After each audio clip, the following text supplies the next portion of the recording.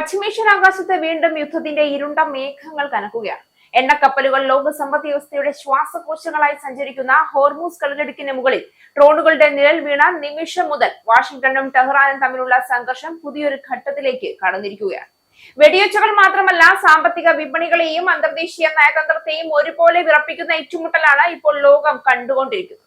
Ballistic മിസൈലുകളിലേക്കും സൈനിക താവളങ്ങളിലേക്കും എത്തിയ ഈ പ്രതിസന്ധി പശ്ചിമേഷ്യയെ വീണ്ടും യുദ്ധഭീതിയുടെ വക്കിലെത്തിച്ചിരിക്കുകയാണ്. ഇറാൻ വിക്ഷേപിച്ച 4 ആക്രമണ ഡ്രോണുകൾ ഹോർമൂസ് കടലിടുക്കിലേക്കുള്ള സമുദ്ര ഗതാഗതത്തിന് ഭീഷണിയാണെന്ന് അമേരിക്ക ആരോപിച്ച് അവ വെടിവെച്ചിട്ടതോടെയാണ് പുതിയ സംഘർഷവട്ടം ആരംഭിച്ചത്. അതിനു പിന്നാലെ ഇറാന്റെ തീരപ്രദേശങ്ങളിലെ റഡാർ കേന്ദ്രങ്ങൾ അമേരിക്ക ലക്ഷ്യമാക്കി ആക്രമണം നടത്തി. ഈ നീക്കം വെറും ഒരു പ്രത്യാക്രമണമല്ല, മേഖലയിലെ സൈനിക മേൽക്കോയ്മ ഉറപ്പാക്കാനുള്ള ശക്തി പ്രകടനമായും വിലയിരുത്തപ്പെടുകയാണ്. ഹോർമൂസ് കടലിടുക്കിലേക്ക് ഇറാൻ തൊടുത്ത 4 ഡ്രോണുകൾ വെടിവെച്ചിട്ടെന്ന അവകാശവാദം ഉന്നയിച്ചുകൊണ്ട് US സൈന്യം രംഗത്തെത്തിയിരിക്കുകയാണ്.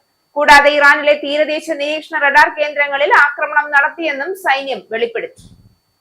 പ്രാദേശിക സമുദ്ര ഗതാഗതത്തിന് ഈ ഡ്രോണുകൾ ഭീഷണിയായിരുന്നു. കൂടുതൽ ആക്രമണങ്ങളെ പ്രതിരോധിക്കുന്നതിനായി കടലിടുക്കിലെ ഒരു ദ്വീപിൽ ഉൾപ്പെടെയുള്ള റഡാർ കേന്ദ്രങ്ങളിൽ ആക്രമണം നടത്തിയെന്നാണ് US സെൻട്രൽ കമാൻഡ് അറിയിച്ചത്.